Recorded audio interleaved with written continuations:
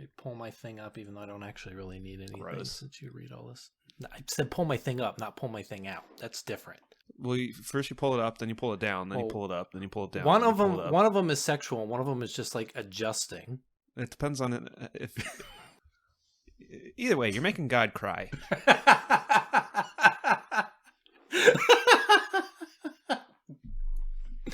Well, there's the intro. I have come on a mission of gravest consequence. For I am the Watcher, member of an ancient race far older than man. But though our power is great, we are pledged only to watch, never to interfere. But now mankind faces the greatest danger it has ever known. The danger of the Watchers of Earth. 199,999.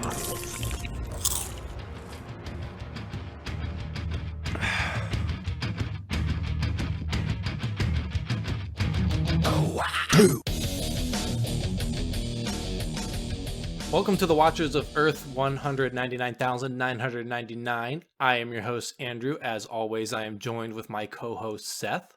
You are? I'm Seth. You are joined by your co-host. Our third co-host, Joe, couldn't be here today because he was grading some boobies, but our fourth co-host, Uwatu, is here. Because he wasn't grading some boobies. Because of his whole shtick that I don't remember what it is, because you threw me off my groove. Because he only watches, never interferes. So today we watched Iron Man 3, which originally premiered May 3rd, 2013. You know, a little tangent here. Well, actually, it has nothing to do with anything. That's usually what a tangent is. Well, no, I was going to say, Kirsten always held... That's resentment's usually what probably, our tangents are.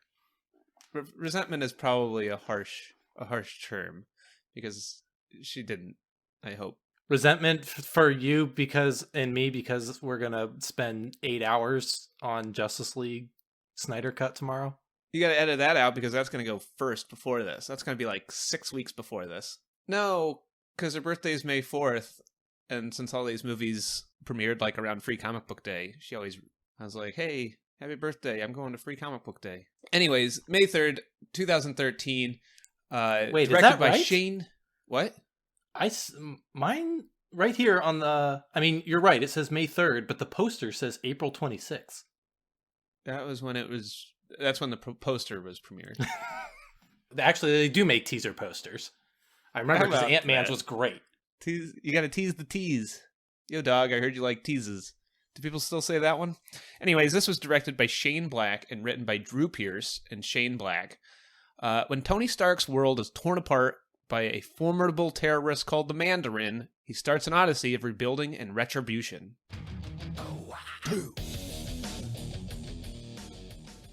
Andrew, in a sentence or less, what did you think?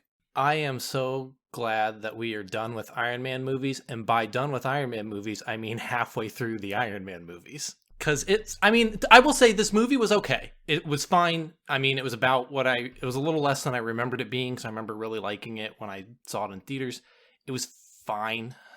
It was interesting, like most movies with a third act or a second act twist. That means like the whole third act is just like too long because it needs to continue having a movie after this twist where the plot changes. Not that the twist is surprising, but it was fine. It was okay. It was long. Yeah, it was long. Why do all these movies feel long? Because they're all long. They're all like just under 3 hours. This was 2 hours and 10 minutes. But doesn't it feel like 3 hours? I am surprised here. I hated this so much. Really? I'm not surprised. I will say, I mentioned earlier that I'm in a funk. That's not an excuse because I hate all these movies anyways, I guess. But okay. I guess I'm to get what I was talking about out of the way. I am surprised that you liked this the first time you saw it. I'm surprised this has a 79% tomato meter. I'm surprised this has a 78% audience score. I'm surprised I'm apparently the only person, well, and Kirsten too, that thought this was stupid dumb. I will say it's dumb, but I think it's entertaining dumb. In a bad movie way, maybe. And we'll get to that.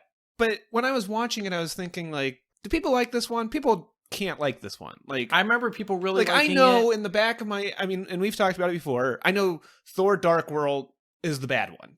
Yeah, that and Iron That's Man the one 2 that like are the we ones could that all come everybody- together and say I hated it, and I was like, is this the bad one? And apparently it's not.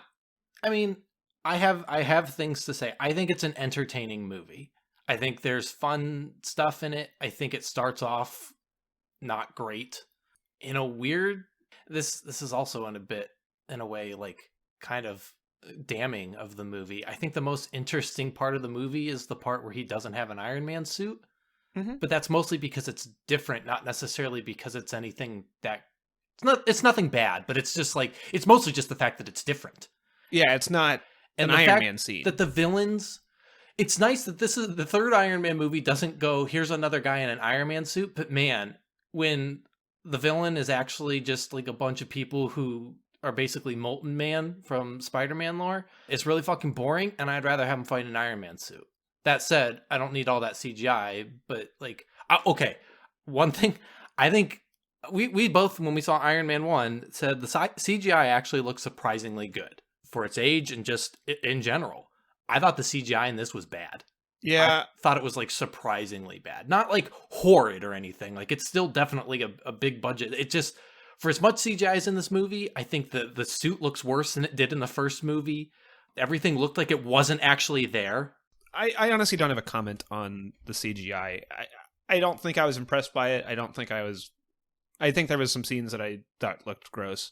I think the biggest problem with the suit is that there's way too much yellow, and that's just a design issue on my end. But I don't know. I was going to say something else. I told you before that when I sit down to watch a movie, I pull the blinds down, I put my phone on silent, and I put it face down. You were flipping through your phone, weren't you? No, I wasn't. What I did do was break my vow of silence that I enact during a movie. Kirsten and I had sat there in silence, and I finally said, "This is the stupidest fucking shit ever." Do you know when? Can you guess when? Can I guess when? And then Kirsten turned to me and she says, "I'm so glad you said that, because this is stupid." I mean, I don't know, because your level of stupid is hard to gauge. Part of me wants to say it was when there were a million Iron Man suits flying all over the place, but I think that would just been exhaustion on your end rather than stupid. Is it when the first person turns into a big molten man? It is not. Anyways, we'll Put a pin in it. put a pin in it. We'll get back to that. Place your guesses now. Is it the Mandarin reveal? It is not. You know, I'm curious to see where it is. I don't mind the Mandarin reveal in this. I actually was one of the defenders of it when I walked out. All my friends thought it was stupid, and I was like, I don't know, it was different. I kind of liked it. You know, I was thinking of this. I think I read the Extremist storyline. Oh, in the comics? Yeah. When I started reading, I want to say, because I looked at the cover of the first Extremist one, and I was like, I think I owned that. Because I think I got back into comics, and I was like, I'm going to read, like, Iron Man. I'm going to, like, read the big ones. And it was the first issue, and I was like, yeah, let's do it. I think, and some of it was familiar. Like, I remember, like, the regeneration thing and, like, the bomb stuff, but, like, I think I read some of it. I came in post-Extremist because I came in during Matt Fraction's run, which may have been, he may have done Extremist, but I came in, like, in the middle of it. Warren Ellis did. I just looked it up. Okay. So I came in during Fraction's stuff. I don't even think I started that from the beginning. I may have. I really don't remember. I read that for a while, and then I dropped out of it. I read Bendis's run, and then I have Dan Slott's run, which I don't think I've read all of yet. And that's really my only, outside of him appearing in other things, that's all I've really got on Iron Man. I'm not super familiar. I'm not either. There was a couple times I picked up, like, first issues, but anyways, that's neither here nor there. Take it away. I am going to, as usual, let you run this. My goal is to not burn it down. I'm surprised, as what usually happens, we jump on, and I'm like, hey, this is my buddy. This is my buddy Andrew. I'm in a better mood. But I still am like, this felt like a slog, by the way. So, take it away.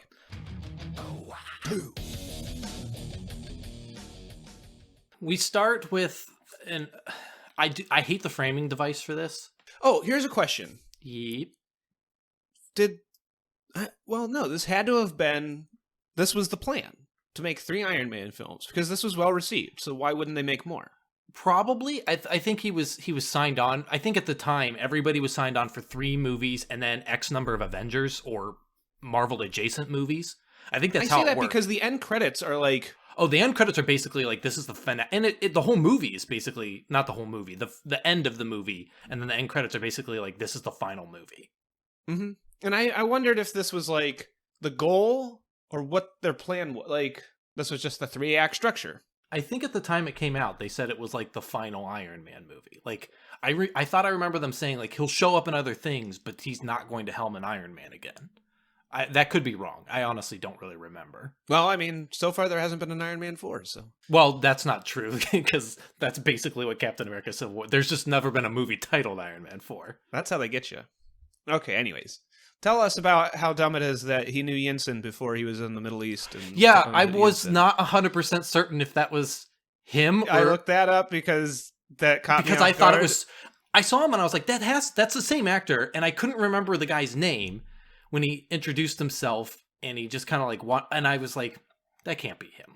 It was. Because it's so stupid. It's so dumb. But that's what prequel shit does anyway. Everybody always bumped into everybody else at some point. I'm going to stop you before you even get started here. Oh, really? This Unprecedented. Is dumb. This is only like the 5th start. So, okay. Yinsen is here, whatever. He's a big character in the first film. And he's in the Kingdom Hearts. Looks way different, though. But, like, why... I hate this. Why does the kid from Jurassic World, like, not know who Iron Man is? Or Tony Stark? How come when Tony Stark gives his address out, like, people forgot that the second movie existed and, like, everybody was at his house? Why? That's what I was going to say. Like, this movie, Tony Stark is a celebrity who also just, like, doesn't really get recognized. It's baffling. The fact that the kid doesn't recognize him while holding a paper that he had already read because he knows, because he tells Tony when he hands him the paper that the world thinks he's dead. Like, Tony's face is on that and he doesn't recognize him. But he knows Iron Man. But he knows Iron Man. And he knows New York. People don't recognize people. He but gives then out there's his like this address whole thing about like, nobody, I'm the mechanic. Nobody knows where he lives, apparently, even though he's a fucking like, disregard the other movies. He's a celebrity. People know where he is, where he lives. Don't disregard the other movies. The whole plot point of the second movie was that he was having a big party and was drunk. No, I agree. And everyone was at his home. But I'm saying, even if you disregard that, a celebrity, like, you know where they live if they have a big mansion like that. Like, that's just, like, it's just, no, like, you can't not, like, paparazzi or just, like, it's ridiculous. It's ridiculous because, and when he gave it out, I was like, okay, you know, that's just, like, he's just saying that. Like, he's taunting him. But then when there are reporters there and he's like, what's going on? And they're like, this is what happens when you give your address out to the paparazzi. And it's like, what the fuck are you talking about? His home was in no way secret. There was a ton of stuff that just felt like it was, well, the movie's gotta happen. Yeah. Like, so anyway. I hated it. There was so many scenes where I was just like, why is this happening? I don't like the framework for the movie. I don't Especially either. because the movie basically forgets about it until the end. It opens up with him like kind of monologuing, and then it ends with him finishing the monologue. And I don't think you even get to see who he's talking to until the post-credit stuff. Well, because it's not a thing. I mean, it's framed as kind of a fourth wall, like, I'm telling the audience. Which is fine. I just mean that, like, the movie, outside of the fact, it's a combination of the fact that, like, he is telling someone, you don't find out until the post-credit stuff, which is fine. It's not a problem. It's just that combined with the fact that the movie basically forgets that he was the narrator for basically everything but the very beginning, the very end, and I think one part a little bit before the end. To be fair, much like other things, the movie doesn't really care about that. It's just dumb. It is. And I wonder if it was done, if that was like a shoehorned bookend. I think I just realized the part of the movie where you turned to your wife and told her that the movie was stupid, and it might have been the point where I turned to myself and told myself that the movie was stupid. What was that? What's your guess? Was it when he was driving and he was looking over the paperwork?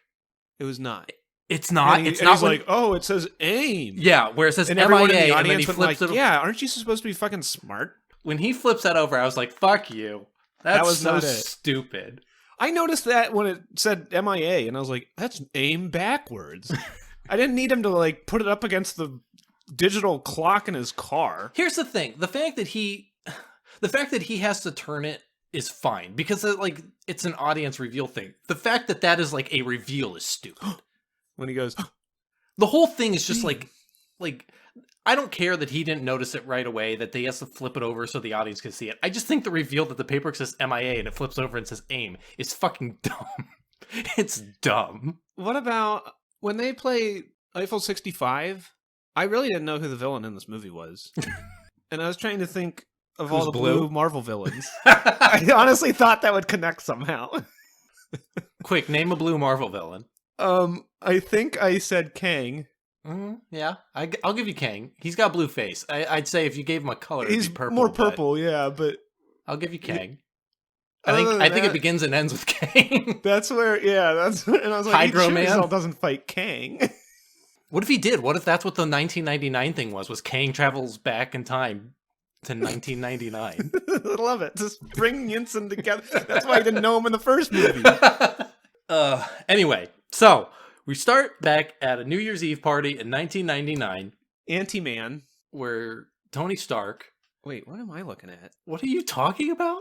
I've googled blue Marvel villains. Oh, here people also ask who's the blue guy in Marvel? Who can defeat Blue Marvel? Who is a blue superhero? Who is the baddest villain in Marvel? Anyway, Tony meets with some scientist and she talks about some experimental... Don't just say some scientist. She's a crucial role in this cinematic Sure, masterpiece. he meets a scientist who has invented a thing she calls extremis, which she uses on plants. And she doesn't say what it does as far as I remember, but we says see what it promotes does. regrowth or something like that. Okay. But she sews on a plant where the plant, like, part of it breaks off and then it, like, regrows it. But there are problems with it where it will occasionally Explode. cause things to just, like, explode. Hey, I hate Iron Man as a character in these movies. Yes, I agree. He is insufferable. Okay. He is absolutely insufferable. And now that we're here, and I'm afraid we're going to gloss over it, I don't like how Happy's a fucking dick, and he's just like, she's like, don't touch the plants, please. And everyone's like, yeah, but Happy, don't touch the plants. And then he's just like, I'm going to rip this plant up. But that's what the movie is. The whole movie is people just kind of, like, saying... Doing things because the script tells them to. And doing... Well, yeah, but also just, like, there's a lot of constant noise, constant doing things. Everybody's aggravating each other, and the worst offender is Tony because everything aggravates him, and him being aggravated aggravates everybody else because he's a dick. Like, when he's talking to the kid, there's a couple lines in there that I... How about he calls that kid a pussy? Okay, yeah. How about that? How about Fuck, that? movie. How about there's a lot of questionable stuff in the movie that we're gonna hit on as we get there. Eventually, 23 minutes into this recording, as we keep getting derailed in the first sentence of the IMDb summary or the Wikipedia summary, whatever. So there's also a man there who is disabled named Aldrich Killian, who says he has designed a startup called AIM that just brings in a bunch of smart people together. It's advanced idea mechanics, I believe. Yes. What do you mean you believe? That's, AIM. I wasn't 100% certain as I was saying it, and then I turned and looked. I could have just read it, and everyone would have thought I was smart. But he made a company called AIM that is like he pitches it as like a think tank for smart people to just do what they do. Tony blows him off, but tells him that he'll meet him on the roof. Because he's a dick. And granted, this is, again, like the other movie. This is like Tony is a dick who has learned to be better. But the thing is, you watch the movie, and he's not. He calls a 9-year-old a pussy. How about that? How about he's like, yeah, everybody's dads leave. Get fucked, dude. Like, okay, Tony. How about at the end of this movie, after the credits, it says Iron Man 3, but 3 is spelled out. Is it really? I didn't even Yeah. notice. It's I also stupid. I did like that Tony's name tag said "You know who I am" until the movie decided to show us that in case you missed the joke. When it was just a thing that I saw and I was like, oh, that's kind of funny, but then the movie had to point it out to me and I was like, that's not funny anymore. I just want to talk about all the bad. Don't worry, we're getting there I know. because we're done. We're done with 1999 now, except for we're basically done with 1999. Nah, I think we are. I mean, Tony is none of that suffering matters. PTSD. No, the movie says Tony's. That's what I was going to say. Tony has an anxiety attack, and granted, everybody experiences anxiety. Everybody has differently, anxiety attacks. but he he experiences anxiety in a way that is just as insufferable as everything else he does. And it is, to my eyes, as someone who does suffer from anxiety, it just seems like someone who was told, like, this is what an anxiety attack kind of is, and just do it, but Tony Stark style. Do that Tony Stark flair, where he's just, like, annoying and a dick. And he does a lot of, like, clutching at his chest and looking around and then continuing to say sarcastic bullshit. And then he, like, crouches over and then he's like, okay, I'm over it now.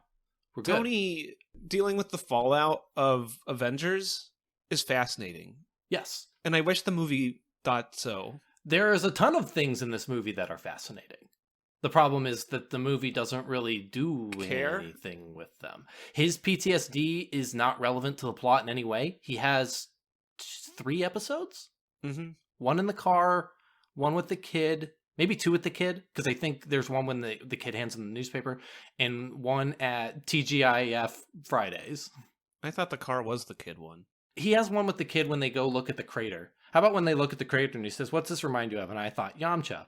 Yeah, he has like 4 attacks, but they're never relevant to the plot in any way. They don't hinder him in any way. They're just things because the movie is part of a world, and so it needs to continue from that world, and someone had an idea, but then they said, well, that can't be our movie. No, it can be. That should have been. Oh, it can. That's so good. It's much more interesting. It's yet another movie about Tony Stark as a dick to someone, and then that someone gets revenge on him. And it just, I don't know. He's having trouble sleeping. He's built 42 suits of armor. If Tony can control 42 suits of Iron Man, why does he need to be Iron Man? Technically, Jarvis controls 42 then suits why does of Iron Tony Man. need to be... He doesn't. The movie doesn't care about that. I mean, and to be fair, I think that's also a comic thing. We are not the people who know Iron Man comics. I mean, this movie is all over the place. I don't understand how any of the suits of armor work. When they introduce Mark 42, which I don't remember what Mark, was it Mark like 7 or something in the Avengers movie? It was more than the numbers I think that the other movies had established, but it was not 41. I don't care enough. Whatever it is, the Avengers movie, he has like the two wristbands that he puts on that then allows, like, the suit tracks those, and then that's what builds the suit around him. Mm-hmm. And that's like the first step of what 42 does. Mark 42, he injects himself with some crap. Magnets. Probably. Is it actually? It might be magnets. I honestly don't know. I just know he injected himself with something. And the Extremis suit in the comics, I believe, is like a liquid metal that lives inside his body and like comes out of his pores. I believe that's what it is. I honestly don't remember that. I think so. I think that's what it is. So this is like the middle ground for that. But this is, he injects himself with something that then allows the suit to just kind of like latch onto him. But the idea seems to be that that's what 42 is there for. Like 42, like, isn't fully ready. Like, it's not completely ready for duty. It's a work in progress. It's the last suit that he's made. But by the end of the movie, literally every suit he's ever made just like opens up and he hops into it and they all track him. And I guess Jarvis is controlling them. But at that point, like, if Jarvis is controlling them, why do you need to inject yourself with shit? The movie like stops caring because at the end they just want to have a scene where he's jumping from suit to suit, which I think is a fun idea. I think it gets old fast, but I think that's fun. I think the fact that like having multiple suits flying around, 41 of them, stupid, but having a bunch of suits flying around and Tony like jumping in and out of them is a cool thing. But it doesn't, I don't get it, and I don't get how they work. Apparently I brought up in the second movie that I didn't understand because I thought the suit was powered by the reactor in his chest. Yeah, but me too. But the second movie seems to half ignore that so that Rhodey can get the suit. And by this movie, it doesn't matter at all. Like, they all are powered on their own. To the point at the end of the movie, he gets the arc reactor removed. Okay, I guess I'll talk about that now. So at the end of the movie, he's just like, hey, Gwyneth Paltrow is cured because that wouldn't make sense in the future. And then I'm cured. And then, fuck, happy. How about they knew it was stupid that Gwyneth Paltrow could just be suddenly cured, so they had to write in an excuse, and the excuse is equally as stupid, and that's that when he was drunk in 1999, he wrote the solution to this woman's problem on the back of his name tag and left it with her, but it was like a half-finished formula, and so he's just like, I already figured out why I'm drunk, so I'm sure I can just figure it out again. And then it's like, yes, total hand wave bullshit. And then he's just like, also, I cured me. And I was like, Foggy was in a coma, you dick. To the point that it's after I think both of them are cured that we see Foggy finally wake up. He And does, no one's in there yeah. with him except the nurse. He's like, I cured everybody of a magical illness. Foggy's injury reminds me Also, of... I can't not think of him as Foggy for some goddamn reason. God damn it, He's you're right. not It's happy to happy. me. He's It's Foggy. happy. I'm not Happy. even like, it's not like I'm a big Daredevil fan. I'm just like, that's Foggy. Happy's injury reminds me of Phil Coulson's death in Avengers, where no one seemed to care or know that Coulson was even there until he died, and then it's suddenly Tony Stark, the one who, I guess, knew him the best, sort of, but didn't care about him in any way, shape, or form, is suddenly like, you messed He's with my the best best of friend. us. And same thing with, like, I keep wanting to say Foggy. Happy is in the hospital, and Tony's there, all upset, and then he's like, I know he likes to watch this show, and everybody wear your name tags, because that's a funny joke from earlier in the movie. But now I'm never going to visit him ever again. Bye. And I'm not going to cure him when I make magical cures in a second. It's so stupid. And like Tony's thing seems to be like, I'm sarcastic and mean to everybody around me, but I really do listen and care. But then there's other times where he's like, he's not fucking listening to anyone. And the movie needs to pick a side, and both sides suck, but one of them's better. It's stupid. Anyway, so Happy gets in an accident because he's tracking some suspicious guy that came with Killian to Stark's place to talk to Pepper to get her to fund his research for this extremist stuff. Because he has it injected into him and it's mapping his brain. And he's talking about how you can rewrite your DNA and all this crap. And she's like, it sounds like it could be made into weapons. We don't do that. So he leaves. He brings his guard with him. Happy decides to follow him because the plot needs to happen. He follows this guy, meet up with another guy at a Chinese theater in New York. Isn't this stuff weird? Like, okay, all the Iron Man movies have had like this terrorist plot. I thought the like first Mandarin broadcast was like fucking crazy. In what way? And like it was like, oh, the movie's this now. And that's kind of what I'm saying in a little different way. The movie is kind of not about anything for a while. Like, it's very clearly not about the Mandarin because it opens up with that thing in 1999. So you know that Killian is the villain. You know that how many superhero movies have 8 villains? You know Extremis is the thing. You know that if the Mandarin is anything, he's related to those. And that's fine, but that means like the movie kind of focuses, like Killian is there and we know he's a problem, but the movie like is like, don't look at him right now. He's not important. But I guess I mean more in the sense that like, I don't know, it seems dark. Yeah. Then you have like Mandarin like blowing people's brains out. And then you have Iron Man being like, hey kid, everybody's dads leave, you fucking pussy. It's, I don't know. I don't think it's that dark. It's weird in that like Man of Steel sort of way where it addresses the idea of like, what does a superhero do with real world problems? And this movie kind of establishes that like they don't care until they become personal. Like, what's Captain America involved, doing? I thought. Yeah, he talks to Rhodey, and Rhodey's like, "Nah, man, you're fucked. You're damaged goods." I just thought the Mandarin, like, I thought it was a very, very dark character. I don't know. It didn't feel like comic booky, especially since this is post Avengers where everybody quips.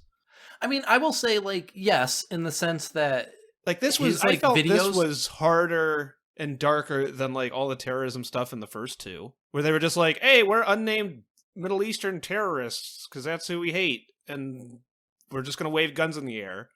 And this was like, here's a whole bunch of war footage and like, I will murder literally everybody, and I'm shooting this person in cold blood. I don't know. It's a. The videos are dark, I guess. Yeah, but I don't know. It didn't register as anything. And then then the next scene is like him talking to the kid from Jurassic World, who's like, everybody who got shadows went to heaven. That's why there's only 5. It just felt so weirdly juxtaposed. I mean, yeah, but so is the rest of it. I mean, especially like the movie, when you look at it as a whole, the movie takes the piss out of all of that by the end. I don't know. I guess it didn't really register as anything to me. Like, it is strangely dark, but not in any way that I thought was like so shocking, jarring, I guess. Sure. It didn't really fit with the rest of the movie, sure, but I mean, a lot of the movie didn't fit with the rest of the movie. It was just kind of like a bunch of stuff. I guess for like from the other Marvel movies, that felt the darkest to me. Sure. I don't know. And to a point where I didn't realize the Marvel universe was.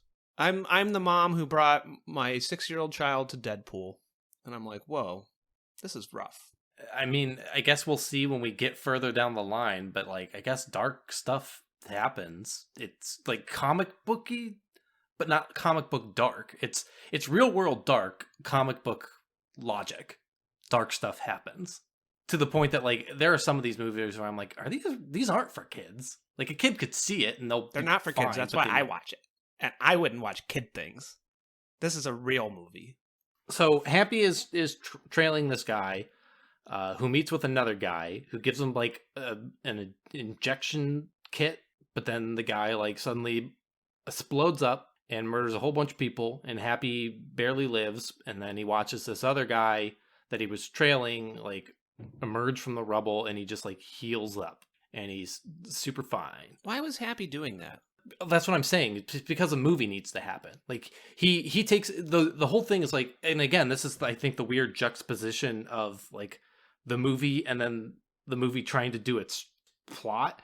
That all happens because Happy takes his job as chief of security too seriously. He has no reason to trail this guy. Tony may have like, he said he was going to, and maybe Tony encouraged him, but like, he has no reason to tail this guy. It's just because he takes his job seriously. He's like, I don't like that guy, and I'm so zany. I make everybody wear their badges, and I don't like that guy, so I'm going to follow him around. I don't like how there was a bit where Happy's like, I never forget a face, you know me, and Tony's like, oh yeah, and then we have like a pause where Happy sees the guy's face before he gets blown up, but we don't care. I thought that was how Tony would realize what happened. But okay, no, he just uses the Minority Report computer. I'm going to try and not get strike number, 5 here, but I think I may have, this time, maybe possibly figured out the point where you turned to your wife and told her that the movie was stupid, that I completely forgot about until this second, but I also thought was fucking dumb. Is it when Tony is trying to figure out what happened to Happy, and he has a fucking hologram recording of everything that happened around him except for the guy exploding and the guy walking away, but does have the fucking dog tags on the ground that Happy points at in the hologram? And in real life, we watch him do it. That was not Is that it. Oh my god, what the fuck was your like? Where was your bubble burst? You're gonna be like, oh yeah, of course. Because that I forgot all about that part, but that is fucking dumb. That was eye-rollingly dumb. That was almost as dumb as when I couldn't decide whether in the second movie he should have an Indiana Jones, let's find an arc reactor in my dad's model kit, versus let's take down my dad's model kit. He gave me a new element in it. How about that? No, I don't know. Computer shit. This isn't a unique thought, but I am a follower of the future computer in movies is stupid. And I was going to bring this up during Avengers, where it's like, when are we ever going to want computer screens that are seen from both sides and you can see through them? But I hated all this stuff in the first Iron Man, where he's building a suit and he's like, I'm doing the Minority Report shit. Yeah, I don't care for that stuff, but it's whatever. It's when... That's when they enhance it. I will say, because I've been meaning to mention this for 3 movies. Well, I guess for 2 movies. No, I guess 3. He can do all this Minority Report shit, but his super advanced robot suit still has to make robot noises when it moves. I hate that. Why? Because it's like, isn't Tony Stark better than a robot suit that goes... I mean, it's still got gears and pistons and Oh, shit. does it have gears and pistons? When it flies, when it flies from 400 feet away and latches onto the exact spot it needs to be, does it use the gear or the piston to connect in tiny nano ways? I guess I just find that I find that a weird nitpick. You're allowed to have it, I guess. It's a nitpick, but it's just it's like, a strange why does it need nitpick to me. Why pay someone to do that? I don't know, because it's a robot suit and people want to hear the robot sound. I don't know. It's a mechanical suit. I don't know.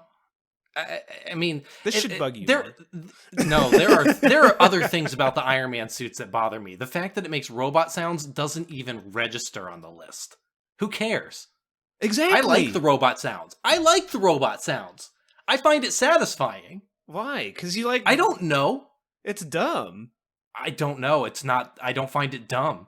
I think it makes sense to have it make that noise. I get where you're coming from, but like, I think at that point, if you're not going to have it make robot noises, You might as well have the Cap's shield go. It does! It does! Do you not realize that Cap's shield makes a weird noise every time he flings it or does anything with it? I know when it hits things, it makes a noise, which is fine. It makes a weird noise every time he does literally anything with it. Like, I don't know. The robot suit making robot noises is like, I don't know. It's the same stupid crap of like when you're moving arms and legs really fast. I don't know. It's a comic book robot suit. It doesn't need to make Iron Giant sounds. I don't know. I full on disagree with you. If it's not going to make those noises, like if that's where that lies, then I mean, I don't know what to tell you. Give him the Extrema suit and have it come out of his fucking pores. Make it liquid metal. I mean, it basically is.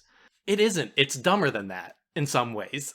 Like, none of this suit makes sense. The fact that every single like piece of it has jet-propelled action so that it can latch on, it's stupid. It's so dumb. And the thing is, they think it makes more sense than just giving him, like, suit that comes out of his... Like, every aspect of all of it is dumb. None of it makes any sense. The fact that it makes robot noise is the least problematic thing about any of his suits. The fact that they all, like, split open and you can just, like, jump in and out of them and, like... Sometimes he has to tell it to eject, and sometimes he just thinks he ejects. I can comic book the fact that he can just like fling his fingers in a direction and it goes wherever, and it like latches onto Killian because sure, why not? But like 2 seconds ago he couldn't. All of it is stupid. That's comic book hand waviness. The fact then it's that somebody comic book needs to fun pay... that it makes robot noises. Like, do you complain that the lightsaber makes a hum? I mean, no. Why? It's a sci-fi weapon. Like that. I get what you're saying. But that's also, like, that's the argument I'm hearing from you. See, I guess... It's a robot suit. It's literally a robot suit. Why wouldn't it make robot noises? And I get, if you just said, like, I don't like that it makes robot noises, because we have drop robots it. The that fact don't that you're, make like, arguing noises with now. Me, but they're not, like, gigantic suits that can lift 40 tons and are on a human person. And I didn't like how the president could move around in it because he was also shown to be immobile. And the suit should not move. You can't just move on your own. Like, other movies have shown that, like, if it's not powered on, it does not move. That's why it makes robot noises, because it's moving, not you. Well, and there's, like, the whole thing where it has to do your eye scan. And if Tony doesn't want you to wear it, you can't wear it unless the movie script tells you to. And I mean, I don't know. He talks about making a stealth suit. Maybe that would have been, even though we see what is the comic book stealth suit later at the final act of the movie, but... I don't know. Like, maybe that's the one that he would make that doesn't make any noise, but you sacrifice this or that. No, man, I don't know. It's a robot suit. It's got to make robot noises. I mean, I don't know what to tell you. Like, we're going back and forth, and it. No, I'm not trying to convince you of any. I mean, You feel like you are because I'm telling you, like, if that's what you don't like, fine. But you're like continuing to like try and like I don't know, change my mind, and I just don't see it as a problem. It makes sense. It's a baseball villain. When you fight a baseball villain, you use baseball. When they to be when fair, they throw you a have baseball, talked you hit more the on baseball. this than I have. I'm not. I'm saying I think it's. I am sorry. Where are we? We're kind of all over the place. Tony, not Pepper. Happy gets blowed up. Tony gets mad, says that he's coming for the Mandarin, gives him his address that everybody could just Google anyway. The scientist from the beginning of the movie shows up at his place, and then immediately helicopters show up, and no one from the military cares that there's just a bunch of attack helicopters flying in the middle of... Is he in New York? California? Do they say? California. They fire on his... Does it say? He reveals his address. You know exactly where he lives. You're right. You're right. Bad on me. But I don't like how he talks to Rhodey in a restaurant with everyone around, and he's just like, hey, tell me about this Mandarin dude that's probably totally top secret, but like on the down low, you know? I don't like how... Like that too, but I don't like how the kids... I don't like how when the kids show up and ask him to sign the drawing, and he's signing it, and then Rhodey leans over and he's like, you're not fucking okay, man. Aliens are coming, and they're gonna come back, and the Mandarin's blowing people up. And meanwhile, he's signing this kid's, like, stick figure drawing of Iron Man. And it's like, give him 2 seconds for the kids to fucking leave. It's a movie. I did like how he parked his suit by a bunch of motorcycles. That was fun.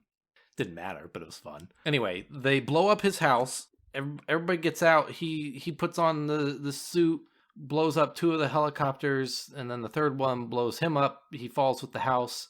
It's Mark 42 and it's not fully functional. I don't remember if it was because it was damaged or if because it needs time to power up or what. All I know is he's like pinned for a while, and then Jarvis does a thing where he like disengages one of the hands and then it grabs his hand and pulls him out. I don't know. Then he's like, I got flight working, and then he flies, and then Tony passes out and then wakes up and Here's a question. Tennessee? Why do the rockets make explosion noises? I don't know, never man. mind. It's a sci-fi. Go ahead. No, Go ahead. before you made that joke, I was gonna say he's just gonna. I can't comment on anything about the suit anymore. You say that as if you would not turn the exact same thing back on me. I am holding to the record, and you can think of this when you're editing. But I was fine having you be like, yeah, whatever, that doesn't bother me, it doesn't even register. And I was like, that's just the thing I get hung up on. And you're like, what about this? What about this? What about? I did not fight as much as you think I did. Maybe you're right. Maybe I'm just anticipating a fight. Continue. Anyway, you were saying something. It was a dumb thing about the suit. It's fine. You can say your dumb thing about the suit. I'll behave.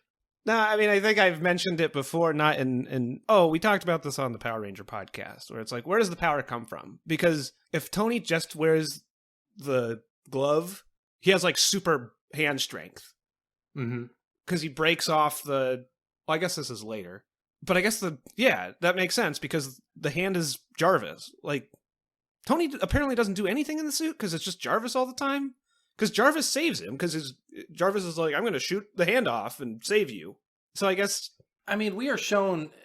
I think we are given more of a case than ever before that as much as it ends with him saying he will always be Iron Man, he in no way needs to be Iron Man. The suits run on their own. Maybe... I mean, you could probably say a human probably performs better, but... The suits run on their own. We even have a point in the movie where he pilots one of the suits without being in it.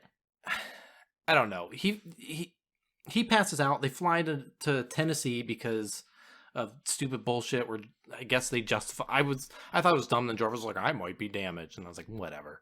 No, that was like a thing that was set up. That was a payoff. Well, it was set up that they set flight plans to go there. And like when he's passed out, like... Jarvis, if you're telling me that Jarvis can like do all these complicated maneuvers, including like making his own decision to eject the gauntlet and then turn it around and use it to pull Tony out of rubble, then I think Jarvis would be able to make the decision that flying until they run out of battery power. You tell like, me, until they you've watched WandaVision. What's that got to do with it? Paul Bettany? Yeah. I find that stupid. That Jarvis they like they make a throwaway line where he's like, I might be damaged, and I was like, I know that doesn't matter. Like him being like, I might be damaged, and then it's like, oh, surely they aren't in Malibu, and then the kid from Jurassic World's like, yeah, they are, and it's like, oh, I like how they say that thing where Jarvis is like, this is later, but when Jarvis says he might be like he's like, my speech is off because I always say the wrong. This is exactly where we are in the movie. This isn't later. This is exactly now. This is way later. We just got to Tennessee. That is when they're leaving Tennessee, when Tony is no longer in Tennessee, because that is when he is trying to figure out how to get the suit to him when he's going to take on I Kelly. thought that was when Tony was at the kid's house and talking to Jarvis. It's when he's in the car. Then that is later. When he says that, he only mixes up one word. He says 2 or 3 sentences afterwards, and then his last sentence ends with Miami, and he's like, oh, his speech must be off. And it's like, nope, the only thing he said wrong was cranberry. Mm-hmm. Yeah, but how funny was that? If you're going to do that, commit to the bit. But I mentioned this in Avengers about, like, this is me crossing my arms and being grumpy and being like, I hate these jokes. But, like, not that I'm jaded, but I just sit there and I just imagine myself in a theater, and Jarvis is like, I've done the sentences with the wrong cranberries. And then everyone next to me just be like, and I'm like, I hate all this. I did it again in the, when he, like, breaks out of everything, and the one guy's like, I don't even like working here. And I just sat there and was like, everyone in this fucking theater is just like, Yeah, I mean, the movie is full of shit like that. Some of it hits me okay, some of it doesn't, and even the stuff that hits me well, I just remember being in a theater with people just like, and I hate the theater. I hate It's in my home now. It's in my brain. It's just. But everyone believes Tony is dead because I guess nobody saw the suit of armor fly away, even when it was only like, I don't know, 40 feet away from the helicopter as it was leaving. How Whatever. about Tony fucking leaves messages in his helmet? How about that? I thought he was calling. He calls from the payphone to leave a message To his helmet. To his Iron Man helmet. It's the fucking stupidest thing. How would he know Pepper would pick up the pot? As far as he knew, they were all Destroyed. Why wouldn't he just call the home? Or Pepper's cell phone? It's so fucking dumb. So he's conveniently in Tennessee. Here's another nitpick that you'll be like, I don't care. And then we'll get into another 30-minute thing. I don't know anything about Tennessee. I feel like that's a lot of snow. Possibly. I don't know. All I know is that the movie... Also, I was surprised this premiered in May, since it takes place at Christmas. A lot of movies take place at Christmas. You'd be surprised. Like, why have it take place at Christmas? I don't know. Maybe they So he can give Pepper a giant rabbit with huge boobs? I don't...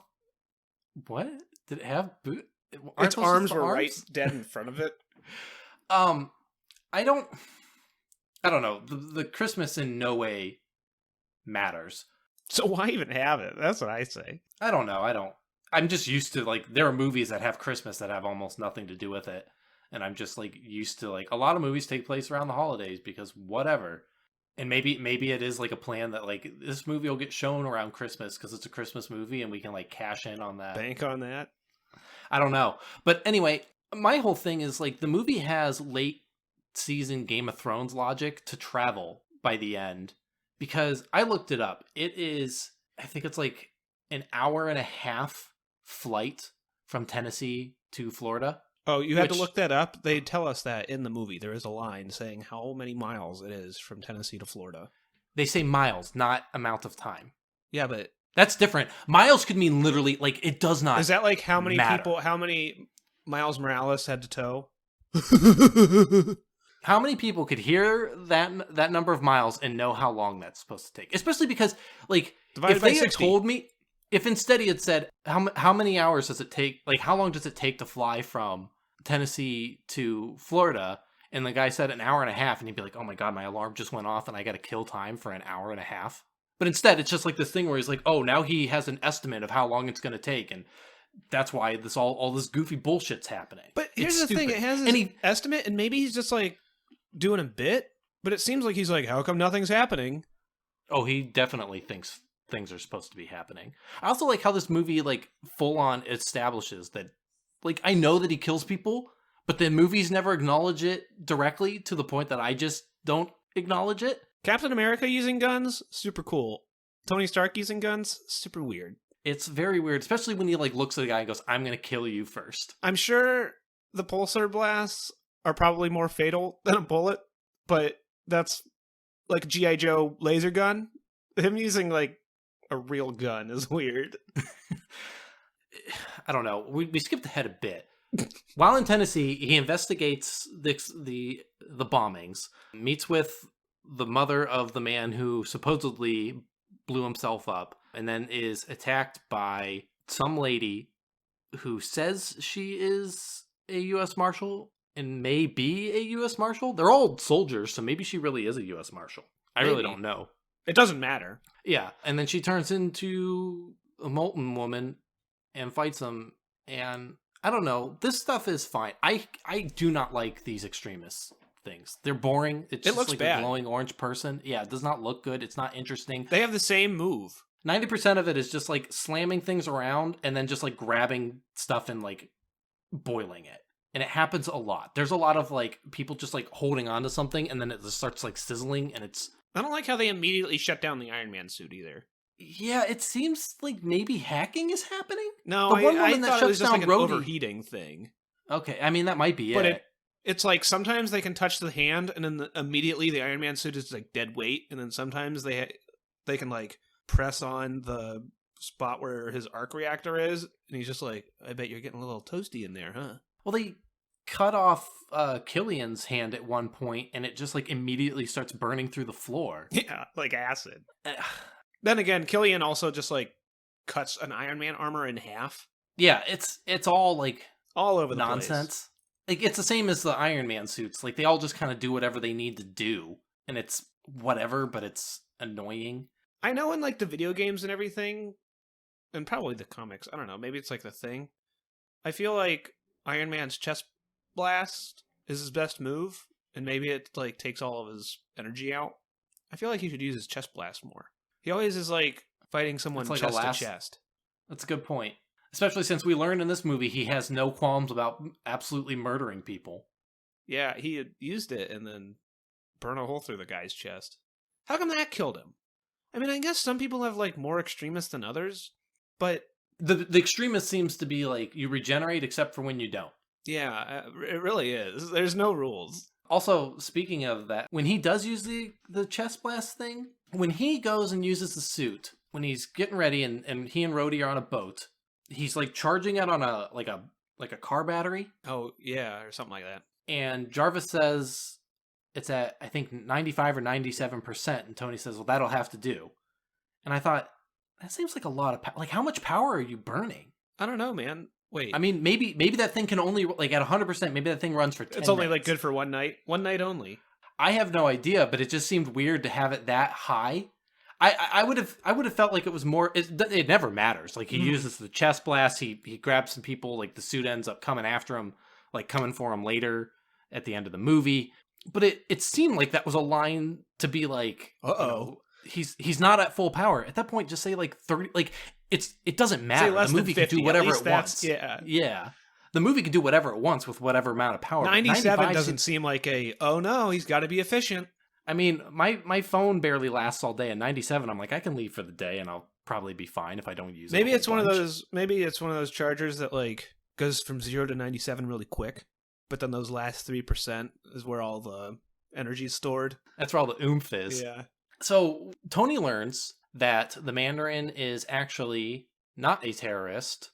He is a actor, and he's actually taking credit for these bombings that are not intentional. Instead, they are just like failed, extremist experiments that just like blew up in public. And Killian had this plan that rather than allowing everyone to try and figure out who did this, I and then really find don't out that it was understand his Killian's company. motivation. Generic, like by the end, it's generic evil. His plan at the beginning seems to be if no one claims these bombings, they're going to research it and it's going to come back to me, even though there seems to be no evidence left behind. So what's it matter? But he's like, if I create the villain who takes credit, then no one's going to research it because they're just going to think it's him. And I just have to like keep having him come out and take credit for all these explosions that are actually just failed experiments, which is fine. But like I said, like it doesn't seem to leave any evidence. So they could just be mysterious bombings and it. But he like also broadcasts to everybody that like, hey, things are like he doesn't know when they're gonna blow up. That's true. Well, he did have his whole plan. He kept his broadcasts that we saw, I believe, were all threatening the president, and he does have a plan for the president. Because his plan for the president was to attack Air Force One, get the president in the Iron Patriot suit, take him somewhere, and he says like there's something the president like There was an made some deal Exxon or something. analogy. Something where he made some kind of deal that let a bunch of fat cat business owners go free. But he doesn't care because he just wants the vice president to be president. Yeah, his only thing is that he just needs an excuse to kill the guy publicly because the vice president is actually like in on this Because his daughter's in a because- wheelchair. Yeah, because his daughter or granddaughter or something is in a wheelchair, and she's missing a leg, and so I forget. Like I couldn't tell. Did she already have the extremis? I didn't see her glow. I thought I couldn't tell if I could see a glow through the bandages or not. Okay, so you kind of answered that. Now, do the woman scientist lady, what's her motivation? Unclear. She wanted to develop extremis. To cure plants. No, I think the plants were her experiment. I did too, yeah. But then she goes to talk to Tony to get Pepper, because they need Pepper. No, they don't care about Pepper. Her whole plan was, I think, to just... Steal Tony? Bring Tony back? Maybe it was to But get then she Pepper. saved Tony? But then she sacrifices herself to save Tony because he gives her a speech because she's not actually evil. I mean, everybody's twists and turns in this movie are ludicrous. What the fuck was her deal? I don't know. That's what I'm asking. Then at the end, she's like, I'm not going to save you. Because it made it seem like she was maybe pissed at... No, okay, she wanted Tony... No, I do know what her thing is. I don't know why she wanted, like, why... I think she only cared about making extremists because she thought it was going to do good, and then she was going to, like, sacrifice whatever evil to do that good. No, because then she was, like, pissed when Pepper was like, we also were in war mongering. Was that just a front? Was she like, oh, thank you. I don't really care about that. I'm evil. No, I think that was supposed to be a bit of a turn for her where she's like, maybe I can pull myself out. I don't know. But then at the regardless end, of that, Tony's like, the reason save me, and she's her like, plan, I don't know. All I know is her actual plan. Let's go involving back to Tony. the robot sounds. Can I finish my sentence? Yeah. Her actual plan involving Tony is that he solved, or at least was close to solving, You're telling me in the 13 extremist years, problem. she herself couldn't figure that out. No, because Tony's the big Or the smart big boy. AIM think tank. Tony's the big smart boy who builds the robot suits that still go. He can. If he could solve that, he can cure her. That's what she was like. She came in and she was like, I know how to get Tony in. I solved how to make the robot suits not make robot noises. I'll trade you that for the extreme. It's a win-win. Leave a comment on this. She wrote it on the back. You also She hate the robot sounds. He left before she was able to give him her name tag that said, "This is how you make the robot noises, not go." He didn't have a robot yet. Did Kang tell her? Yeah, but she knew. Kang told her. Kang went back in time. Told her how to. Said in 13 years you're gonna figure out how to make the robot suits not go. Tony's gonna make a robot. Who the fuck is Tony? Just write this down. All you gotta do is have a one night stand, and you've solved everybody's problems. I can't believe her life's work in 13 years. She couldn't get any better. With like half the solution solved. With half of it drunkenly scribbled on the back of a name tag. Oh, it's so dumb. Especially since Pepper's like, so Tony says you're a botanist, and she's like, a botanist? More like a super savvy, crazy future scientist who focuses on biometric scanning of extremist corporation regeneration fluid. So you make people explode? Yes. I haven't figured it out yet. Tony's the cure. Oh boy. Speaking of female characters in this movie, Pepper sucks. Not her I still hate the Iron Man Pepper relationship. That relationship sucks. She is nothing but a damsel in this movie until she gets to have remember her... at the end when she turns into Superman? Until and she she does a gets flip to have... thingy and she fights an Iron Man suit? She wears an Iron Man suit? Until she gets to have her stupid girl boss moment. And like... I think it's called boss bitch.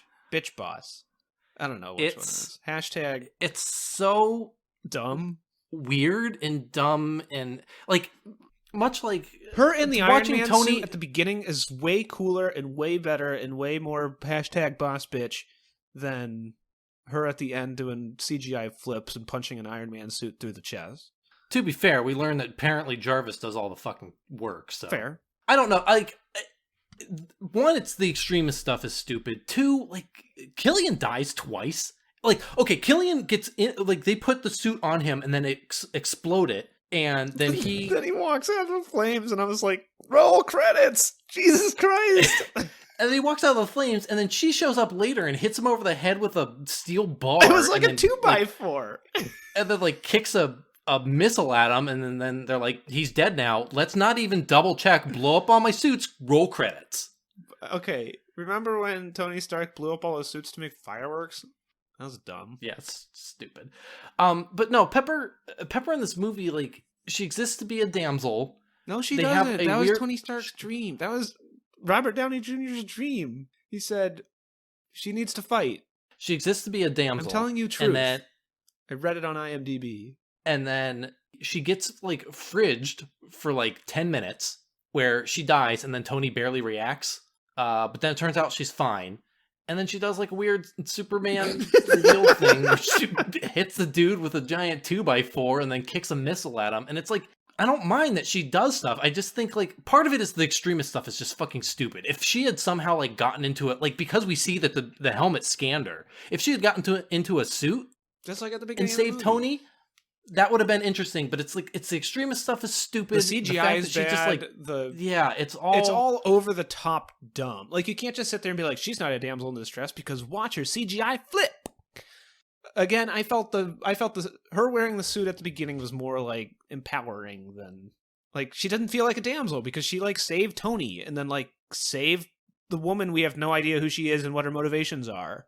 I mean, I don't want to speak to empowerment too much, but it's just, I mean, I will say like at the end that is her doing it with like, but it's also like you said with like the cutting the tension and everything with humor. Like after she does all that, then she just has like a moment where it seems like she wasn't even like in her frame of mind, where she's just like, whoa, that was really violent. And it's like, just let her do a thing without like it kind of takes away from it. It does. I mean, because it's so over the top, because it's so like kind of out of nowhere. I mean, she was tied up for the last 30 minutes. I do like that Rhodey gets to do, like, everybody doing stuff outside of suits is interesting. Rhodey gets to do stuff. I like when he just, like, jumps out of the and punches a guy, Iron Patriot suit and, like, takes out a bunch of people. And it's like, oh, yeah, Rhodey is a soldier. Yeah, that's fun. That's good stuff. He can do stuff. There's good stuff in the movie. It's just, like, surrounded by a lot of, like, weird nonsense. Mm-hmm. And there's also, like, the weird freefall scene. Boom, that was it. Was that it? Okay, that was stupid, but that was not my breaking point. My whole thing was like everybody's arms would have snapped. I like how they throw in the logic where Tony's like, I'm going to electrocute your arm so you won't be able to let go. But then they don't take into account that like dangling 5 people from your arm is going to break it. I don't care what happens, but like at the end when he's like, slow descent and then we'll drop you in the water. It's like everybody has broken arms now. I like where our priorities lie. Where I'm like, the robot makes stupid noises and you're like, no, that's dumb. I don't care. And then I was like, the free fall scene is dumb. And you're like, no, that's fine. It's dumb. No, I'm not saying it's fine. It's dumb. It's just, and that was another thing where I was like, oh, I'm watching a Marvel movie where people like are literally getting ripped out of a plane. That's crazy. And that's before I know that he was going to have this dumb scene where he like, it reminded me of the base jumping in Transformers where they're just like, wouldn't this be cool? We know a guy. And then they all land after this traumatizing experience and they're just like, yeah, get him, Iron Man, woo! And then he gets hit by a truck because you have to cut every fucking dramatic moment with some stupid bullshit. And I know there was a whole freefall team because I saw in the credits that there was the whole Barrel of Monkeys freefall team. It looked super CGI and green screen. It looked really bad. I'm sure it was mixed and stuff like that. But like, it looked bad. It was bad. It was stupid.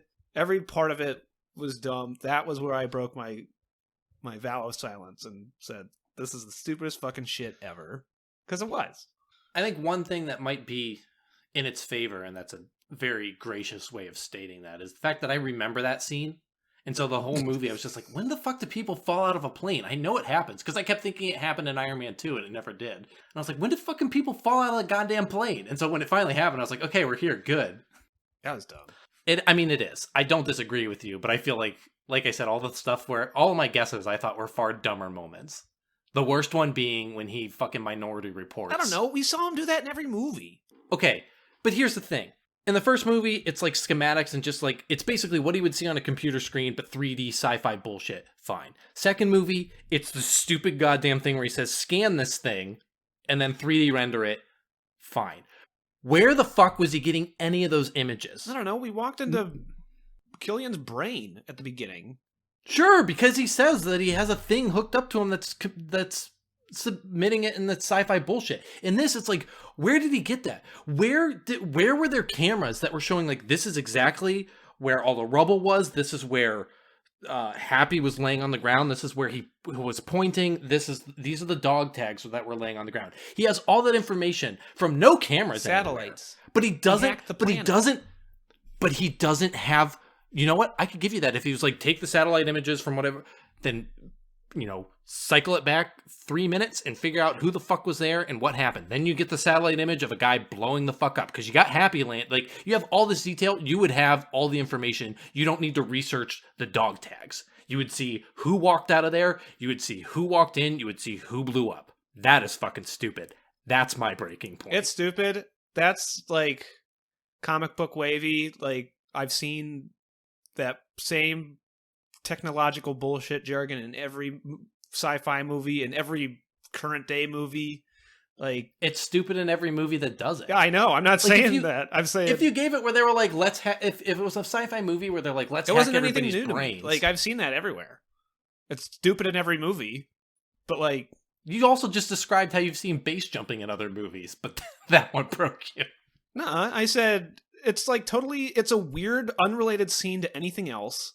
It feels like it's there just to be like, we know a guy who can skydive. Wouldn't that be cool if we put it in our movie?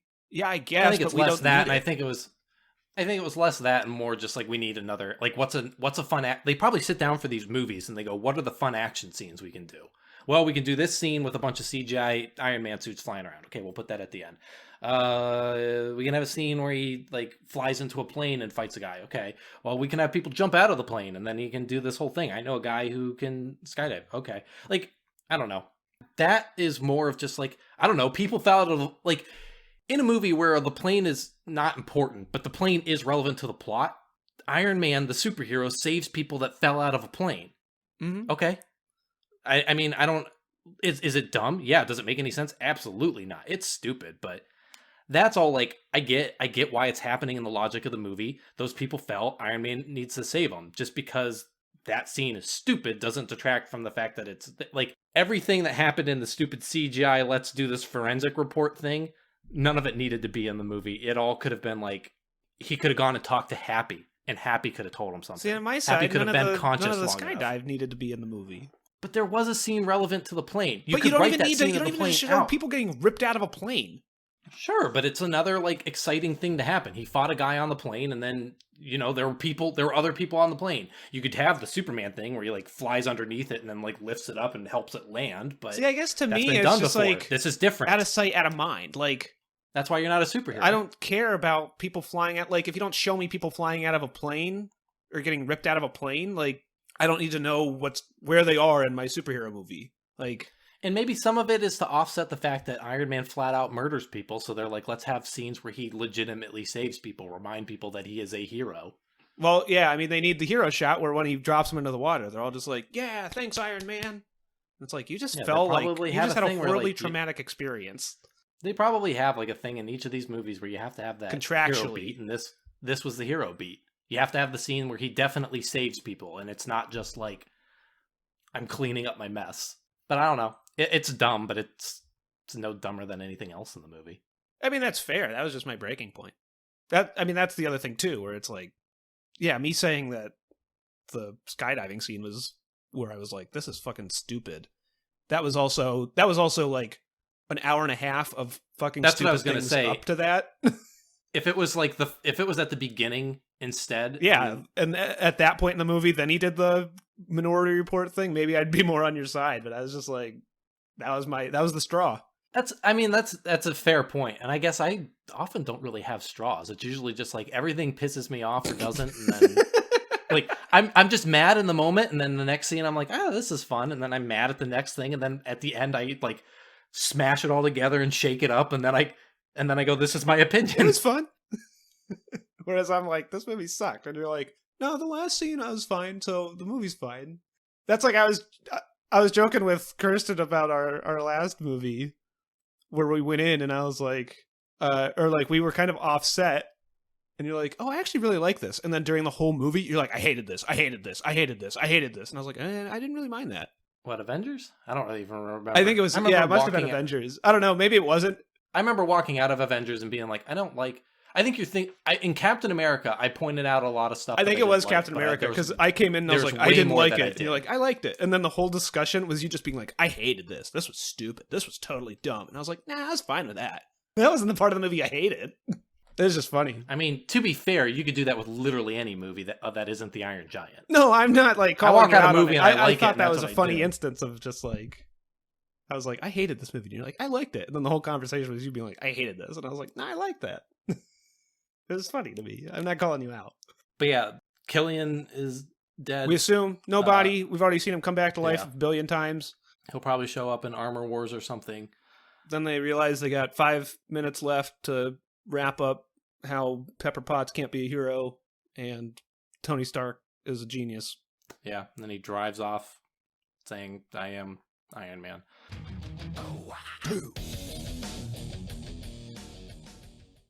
So, Seth, 2 put-ups and a put-down.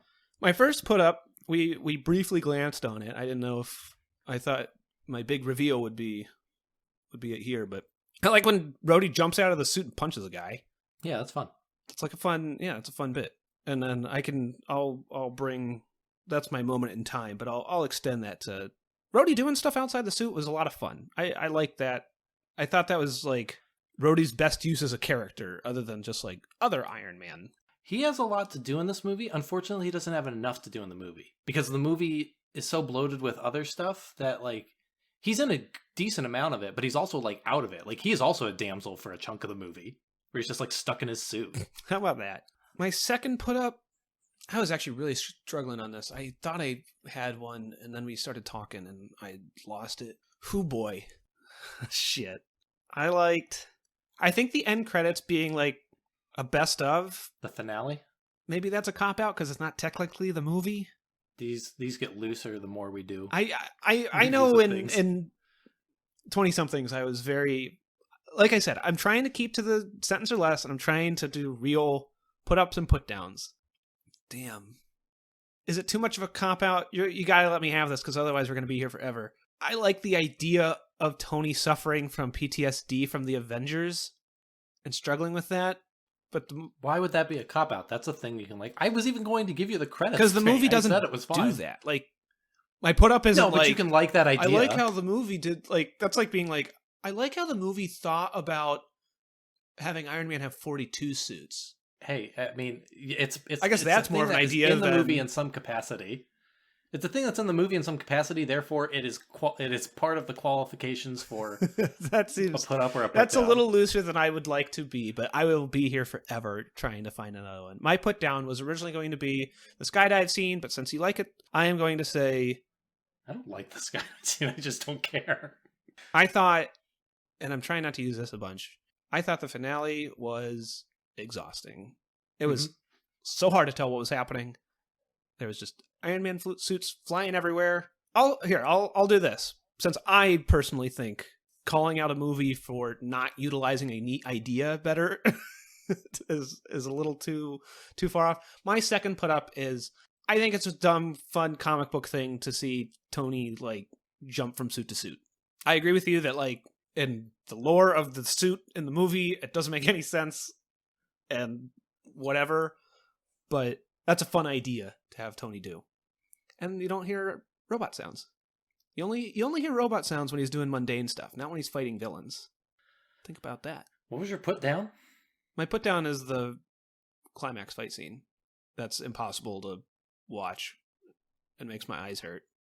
My first put up is also I like when Rhodey jumps out of the suit, and I like Rhodey just kind of that's doing like a stuff cool in the movie. To it's a fun moment. It's not just a fun moment.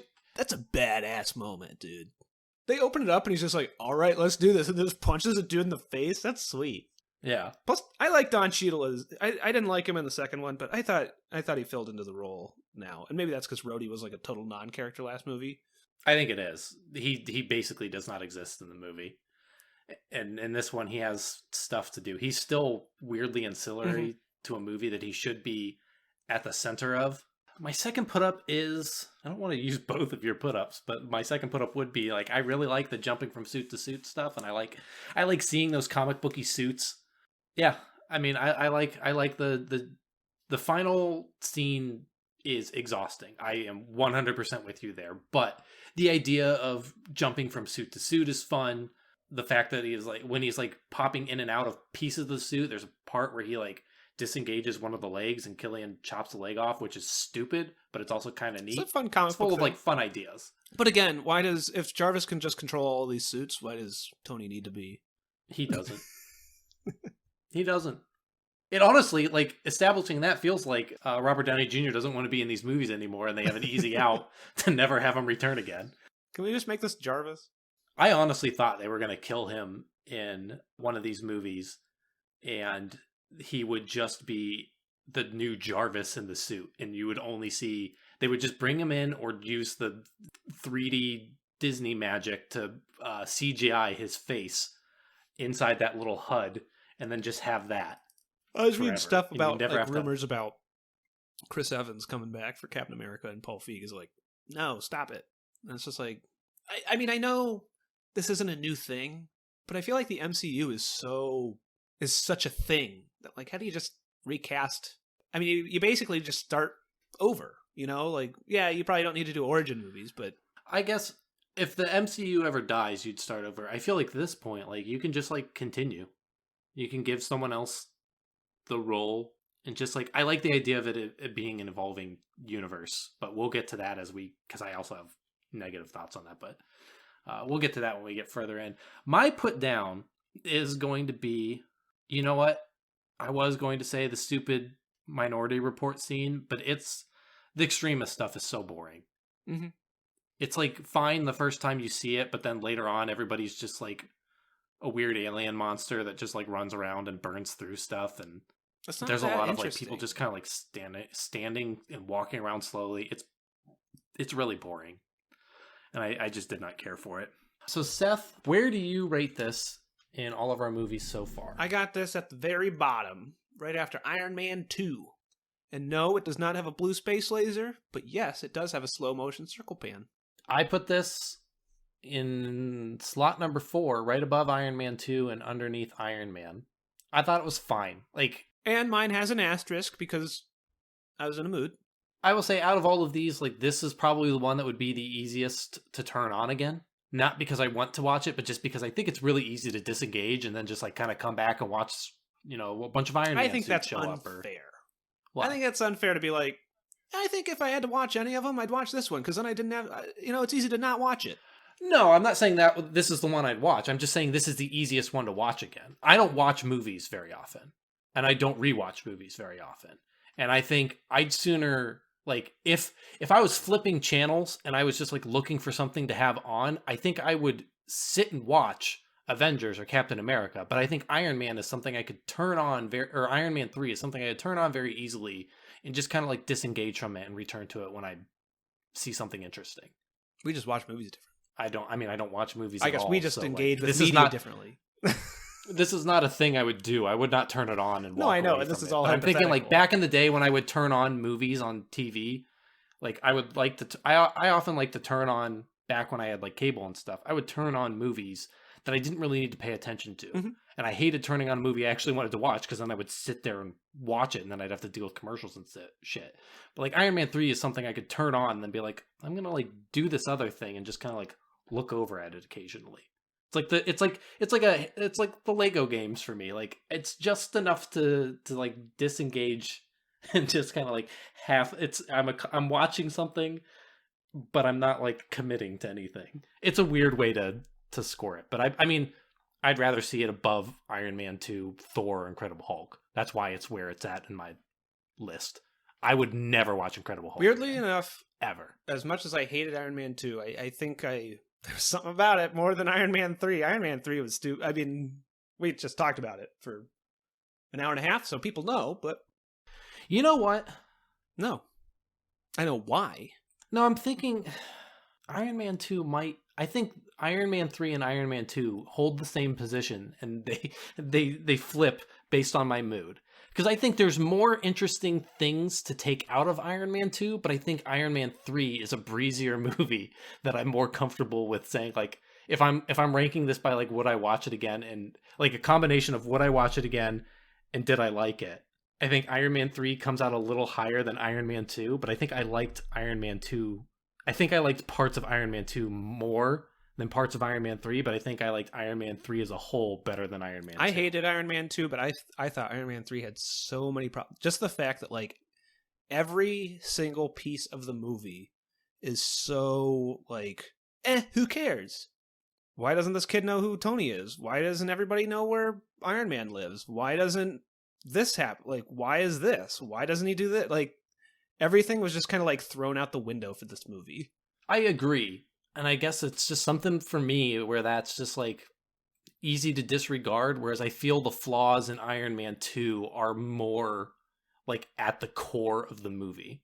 Iron Man 3 is full of just like dumb bullshit where you're just like, why is any of this here? Whereas Iron Man 2 is actively fighting against itself. Every second of that movie is it like every single scene is in active combat with another scene. You liked Iron Man 2. I do, but it's like full of problems. I liked pieces of Iron Man 2. And I think when I come out of it, I'm like, oh, it was a fun movie. I liked it. But like that movie is full of like every problem is because it's at odds with something else in the movie. And to be fair, when I sit down to rank these things, I'm always just like, okay, well, did I hate Iron Man 3 more than I hated Iron Man 2? Or did I hate Iron Man 2 more than I hated Iron Man 3? And then I watch a new one, I'm like, okay, so I hated this one too. So your list is a list of negatives, whereas mine is all a of list mine. of All of mine are positivity. just like, you know, if I was breaking these up and I was like, on a scale of 1 to 10, like, and then I'll just put whatever one's ranked higher in my list. I'm just like, I watch one movie and I'm like, okay, that's a 1. And then I watch the next movie and I was like, okay, that's a 1. But is that more of a 1? Yeah. Then I watched another movie and I was like, okay, no, that was a 1. Is that more of a 1? Like, all of these are so microscopically adjusted. To be fair, you are better at lists since you made that list of things. You love that. I do. It's so funny. It's the weirdest That's how we thing engage with to media me. differently. You sit there and you're just like, I don't know, man. It's just like on, you know? It's just on. And I'm like, I don't know. Like, I think about it.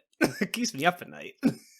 I mean, I think about it, but I guess it doesn't keep me up at night. It's something has to really impress me for me to really register it anywhere. Otherwise, it just falls into the, like, it either has to be great or horrible for it to register in any way to me. Otherwise, everything else is just in a generic, like, whatever in my brain. And I think, you know, we've always said that, like, oh, we have, like, gray opinions. Like, I think I have way grayer. No, I think you have very way extreme like you just said, you're just kind of like, I mean, even talking about Iron Man 3 in an abstract where you're just like, that's stupid. I like this part. This is stupid. I like this part. Like, I think I have a grayer average, but I think you're right. I think I am more extreme because I will really walk out of stuff loving it and I'll walk out of stuff hating it. And I will talk just as negatively. I think you think of that like positively grayness about both as just things. like, I can say good things and bad things about the movie, but you're still just like, this is a good thing or this is a bad thing. I can say good things and bad things about things that are positive or negative too, overall. It's just, I don't know. I have a general grayness in my brain. I like to experience a lot of things, and almost everything falls into some kind of gray where I Everything just kind of like... falls into like, it was fine. Everything falls into like an and then I just decide whether that Is it a good is an or a of bad Is it an of indifference or is it an of like I will never think of this again, which are two different, I guess, also is indifference, but there's like the indifference of like it doesn't bother me and the indifference of like it's purged. You have like a positive and a negative You're like, so you're making your list when you rate everything a 5, and you're like, okay, is this a 5? Is this more of a 5 than this movie, or is this more of a 5 than this movie? Whereas I'm sitting here and being like, okay, this is a 1. Is this more of a 1 than this movie, or is this more of a 1 than this movie? I will also say two things. One, this is why like I hate when Netflix went to thumbs up or thumbs down, because I needed those 5 stars, because I don't rate anything a 5 unless it is flawless. Unless it's the Iron Giant. Pretty much. I do not rate anything 5 unless 5 for me is and this is like we always did you like the 5-point scale, I like the 10 because I like that nuance You of like the half what's in points. between, but I also say that gets very muddy very fast. But like I almost never rate anything a 5. Even books that I like, when I finish books on my Kindle and stuff and afterwards it asks me to rate them, it's very rare that I give anything a 5 even if I liked it, because I have to love it. It has to be like, if I put this to 5, I am telling other people that it is like, you have to read this. It is amazing. It's going to blow your mind. And if I put it as a 1, it's like, it's got to be burned in a fire and I never want to see it again. Everything else like falls into like 4, 3, or 2. 2 is bad. 3 is indifferent. 4 is good. 5 is perfect. 1 is awful. And almost everything falls in that 2 to 4 range. See, and I sit there and I'm like, why even have the 1 and 5? Just have a a 1 to 3 range. Because for me, there is a difference within that 4 to 2. Like, if it's 1 to 3, that means almost everything gets rated a 2. Literally everything I watch gets rated a 2. And there are differences. No, but you still have the 1. You just don't use it. because then that same problem with muddling, like throwing everything into 2, that means I throw things. I rate the Iron Giant on the same scale as Iron Man 2. I mean, I rate the Iron Giant. But like Captain America, the Avengers on that scale. The Avengers, the Avengers probably is. No, I'm just saying, Like, it's just, you're not the only one that I does would it. rate Like, so many it's things always the together, thing where and everyone's it's- like, no game should be rated a 5 because that's a perfect game and nothing's perfect. And it's just like, then why even have that rating? Like, because it shows. And that's where I think the 10 is good. Like a 10 is perfect. A 9 is like, this is good and worth your time. And a 9 means holds just as much general value as a 10, but a 10 means like unmissable. I think it's generally understood that nothing is perfect. And so if I rate something a 5, it's like, I really like this. This was like, I loved this. And I also, I mean, I like that's what I'm ranking stuff, saying, so like- like all internally, like, yeah, I'll recommend things, but like a 5, me rating something a 5 isn't like, so you, like, a 5 means anyone can love it. I mean, I don't know. If I mean, with the words that you just said, yeah, I would rate a 5 exactly the same as you. Like, I really like this. This was good. But like, This is now part of my identity. I don't walk out of a lot of things saying this. I really like this. This is good. I walk out of a lot of things going, that was good. I enjoyed it. Yeah, I give a lot of things 4s. And even stuff that you love, like that's kind of where 4s fall for me, because I'm just like, it was good. I liked it. It's only stuff that like blows my mind. Like absolutely, it doesn't even have to be perfect. It just needs to be like, it leaves a serious Something that impact, goes that little and that's extra a 5. step. And almost nothing does. Like, you got the Iron Giant, Wind Waker, Tintin, The Life and Times of Scrooge McDuck. Keep them coming. I don't even know if I Keep can 'em hit coming. 5. I don't even think I can hit 5 things. Iron Man 2. I think we've exhausted it there. and Kamen Rider Forze. That's 5 things. That's your my 5 5s. 5 at 5. Now what are your 4 4s? Everything else is a 4 or lower. Everything else is just like, it's good. It's good. It's fine. But I don't know. That's the way I view. That's the way I view rating. Mm-hmm. That's how you view media. But I'm also like, between the two of us, I'm the one that's like, I want to experience things. And then you're just like, then why do you lump it all together in grays? It's not about the destination, it's the journey. It's the fact that I now know what gray it is.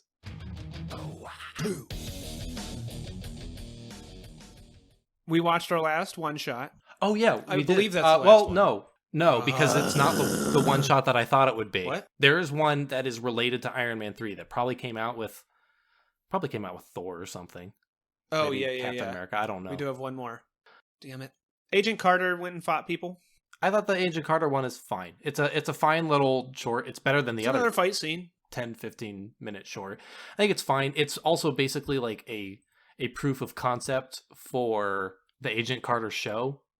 And like, if you enjoyed that, you'll enjoy your show. If you didn't, you won't. That's what the show is. A little more than that. There's a little more like sci-fi nonsense going on in it, but it's basically that. It's like, if you like girl power and a bunch of men being sexist dicks who then get their comeuppance, you're gonna love Agent Carter, because that's the entire show. And if that wears thin real fast, and you're like, just stop and just let her do her stuff, then you're not gonna enjoy it, because it's basically just like, Agent Carter is better than all the mans, and she can do the man stuff better than the mans can. And it's fine. I enjoyed her show, but that's what the show is. Yeah, I mean, So this is where I get to use your line of like, it's fine. And kind of what I was saying about like, every time we have this conversation about one shots, which luckily we only do it once more, but like, it's a fight scene. Fight scenes don't really do it for me anymore. It's just like, I guess it's weird to me because, and maybe this is back on your like, are you calling me a hypocrite? this might be back on your plain freefall comment of just like, this is the what, 4th or 5th one we've watched? 4th one? 1, 2, 3, 4. It might be that it's the 4th one we watched, but I felt like this one, granted, it's longer, but this one is just like the first one that you liked. It establishes a little more of the world. See, but It tells you what Peggy did after Cap left. It establishes like where SHIELD starts. The only thing is it's 15 minutes or 10 minutes or whatever. Yeah, I don't know it how is. long it is. It's not... Versus the 3 of the conversation one that you loved that I was just like, it's whatever. I mean, I won't lie and say that the 3 minutes helps the first one. But with all these, like I said, fight scenes are whatever. Like, yeah, some of them have like cool things going on in it, but like, other than Ong Bak, which I really think is nostalgia at this point, and is very impressive. I don't know, I feel like I've seen this. I feel like I've seen this in another one-shot. Like, what is it doing? You know, like, yeah, I mean, I could sit there and watch her and be like, oh yeah, like, you get her, girl. Like, cool, kick him. Yeah. But like, that's it. I don't disagree. I like fight scenes, but not these types of fight scenes. I like choreographed. Ong Bak. Yeah, I mean, I haven't seen Ong Bak, but I like the Ip Man movies, and I watched the new live action Mulan movie today, and the only thing good about that movie is some of the choreography is really fun, but the rest of the movie's not. And it's weird. I don't know where that point is, because Ong Bak is literally just a demo reel. Watch Tony Jaa do all this crazy stuff. And there's no story. It's just a fight scene. And maybe it's the fact that it's just unabashedly a demo reel. And I can just kind of watch it and be like, oh, that's a cool thing. He's flipping around the elephant tusks. Yeah, get it.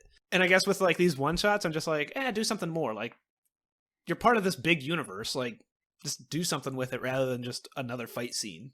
I mean, I will say, the point of it, I think, is interesting, and it establishes a little more of the world. I will say the substance of it is just kind of fine. Like, it's basically everything in that last room when she fights the last guy. That's where I started to feel, all right, we can be done now. Like, I don't need to see her fight another. She's already taken out four or five guys, and all those fight scenes were fine because they were quick. But then the last one is just like kind of long, and there's a lot of like grappling, and I think it's grappling that I find boring, which is also why the extremist crap sucks, because 90% of them is just like grappling.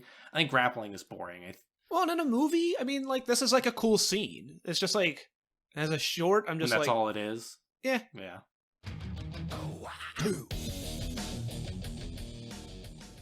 Thanks for hanging out with us. If you like this, tell a friend. If you didn't, then lie to a friend.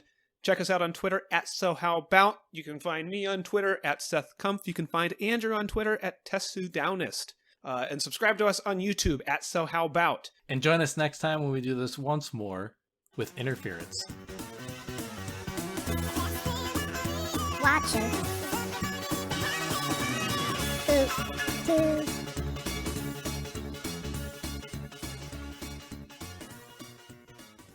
So, Seth, now that the mic's... Well, Andrew, I'm glad you asked. We're going to be watching Thor. I hardly know your...